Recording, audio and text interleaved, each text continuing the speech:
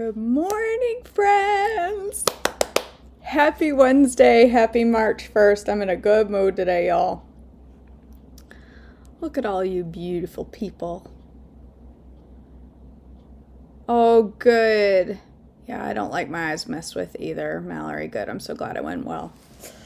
Good morning. It's March 1st. March is a big month. Let me just tell you, it's a big deal. I made some huge life changes yesterday, and I'll talk more about that in another week or so.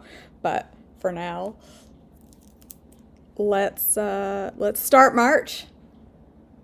Okay. Nazirite laws, Numbers 6:1 through 21, 1445 or 1279 BC. Then the Lord said to Moses, "Give the following instructions to the people of Israel. If any of the people, either men or women, take a special vow of a Nazirite, setting themselves apart to the Lord in a special way, they must give up wine and other alcoholic drinks.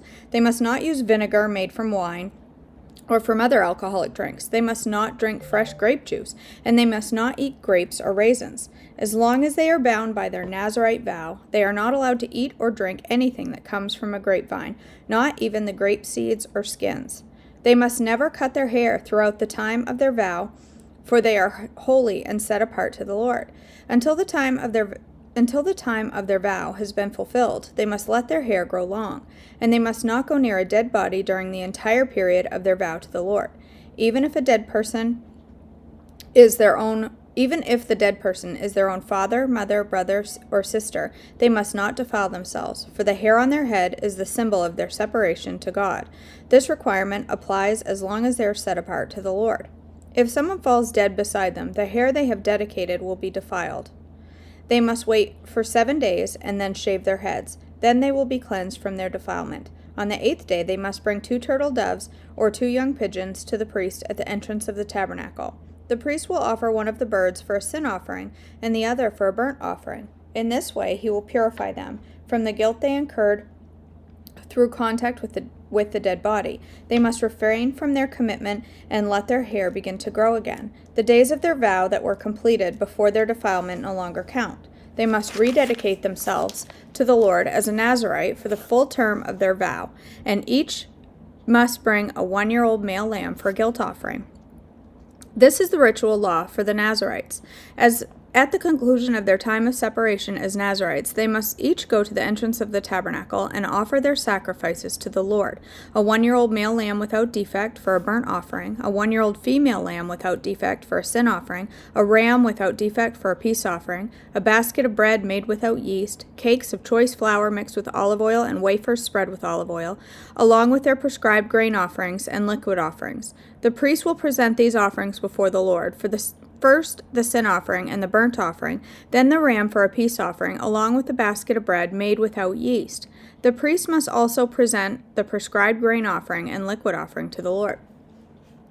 Then the Nazirites will shave their heads at the entrance of the tabernacle. They will take their hair that had been dedicated and place it on the fire beneath the peace offering sacrifice. After the Nazirite's head has been shaved, the priest will take for each of them the boiled shoulder of the ram, and he will take from the basket a cake and a wafer made without yeast. He will put them all into the Nazirite's hands. Then the priest will lift them up as a special offering before the Lord. These are holy portions to the priest, along with the breast of the special offering and the thigh of the sacred offering that are lifted up before the Lord. After this ceremony, the Nazirites may drink wine. This is the ritual law of the Nazirites who vow to bring these offerings to the Lord. They may also bring additional offerings if they can afford it, and they must be careful to do whatever they vowed when they set themselves apart as Nazirites. The priestly blessing, Numbers 6:22 through 27. Then the Lord said to Moses, "Tell Aaron and his sons to bless the people of Israel with this special blessing. May the Lord bless you and protect you. May the Lord smile on you and be gracious to you. May the Lord show you his favor and give you his peace. Whenever Aaron and his sons bless the people of Israel in my name, I myself will bless them." The silver trumpets, Numbers 10:1 through 10. Now the Lord said to Moses, "Make 2 trumpets of hammered silver for calling the community to assemble and signaling the breaking of camp. When both trumpets are blown, everyone must gather before you at the entrance of the tabernacle. But if only one trumpet is blown, then only the leaders, the heads of the clans of Israel, must present themselves to you. When you sound the signal to move on, the tribes camped on the east side of the tabernacle must break camp and move forward. When you sound the signal a second time, the tribes camped on the south will follow. You must sound short blasts as a signal for moving on. When you call the people to an assembly, blow the trumpets with a different signal. Only the priests, Aaron's descendants, are allowed to blow the trumpet. This is a permanent law for you, to be observed from generation to generation. When you arrive in your own land and go to war against your enemies who attack you, sound the alarm with the trumpets. Then the Lord your God will remember you and rescue you from your enemies. Blow the trumpets in times of gladness, too, sounding them at your annual festivals and at the beginning of each month. And blow the trumpets over your burnt offerings and peace offerings. The trumpets will remind you of God. Remind your God of his covenant with you. I am the Lord your God. And here's a note for the next section. Israel left Sinai just a year after arriving there. From this point forward, Numbers spans just under 40 years. The Israelites leave Sinai, Numbers 10, 11 through 36. In the second year of Israel's departure from Egypt, on the 20th day of the second month, the cloud lifted from the tabernacle of the covenant. So the Israelites set out from the wilderness of Sinai and traveled on from place to place until the cloud stopped in the wilderness of Paran. When the people set out for the first time, following the instructions the Lord had given through Moses, Judah's troops led the way. They marched behind their banner, and their leader was Nahshon, son of Amminadab. They were joined by the troops of the tribe of Issachar, led by Nethanel, son of Zuar, and the troops of the tribes of Zebulun, led by Eliab, son of Helon.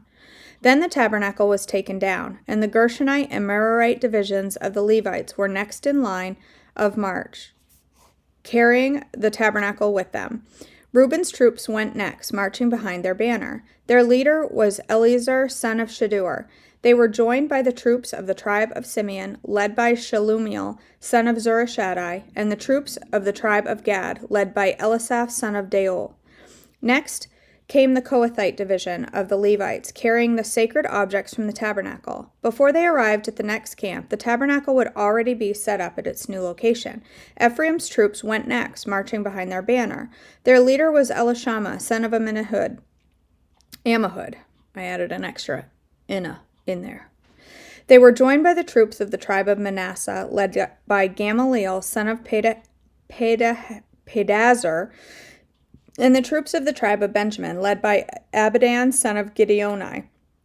Dan's troops went last, marching behind their banner and serving as a rear guard for all the tribal camps. Their leader was Ahiezer, son of Ammishaddai. They were joined by the troops of the tribe of Asher, led by Pagiel, son of Ochran, and the troops of the tribe of Naphtali, led by Ahira, son of Enan. This was the order in which the Israelites marched, division by division. One day, Moses said to his brother-in-law, Hobab, son of Reuel the Midianite, "We are on our way to the place the Lord promised us. For he said, I will give it to you. Come with us, and we will treat you well. For the Lord has promised wonderful blessings for Israel." But Hobab replied, "No, I will not go. I must return to my own land and family. Please don't leave us," Moses pleaded. "You know the places in the wilderness where we should camp. Come, be our guide. If you do, we'll share with you all the blessings the Lord gives us." They marched for 3 days after leaving the mountain of the Lord, with the ark of the Lord's covenant moving ahead of them to show them where to stop and rest. As they moved on each day, the cloud of the Lord hovered over them, and whenever the ark set out, Moses would shout, "Arise, O Lord, and let your enemies be scattered. Let them flee before you." And when the ark was set down, he would say, "Return, O Lord, to the countless thousands of Israel." Okay, there's day 1. All right, let's do day 59 in Unshakable. March 1st. Love one another. John 13:34 through 35 says, "As I have loved you, so you must love one another. By this, everyone will know that you are my disciples, if you love one another." You want prosperity, education, comfort, and safety for yourself and those you love. These are wonderful things, but Jesus would not have you stop there. When you want for other people the good,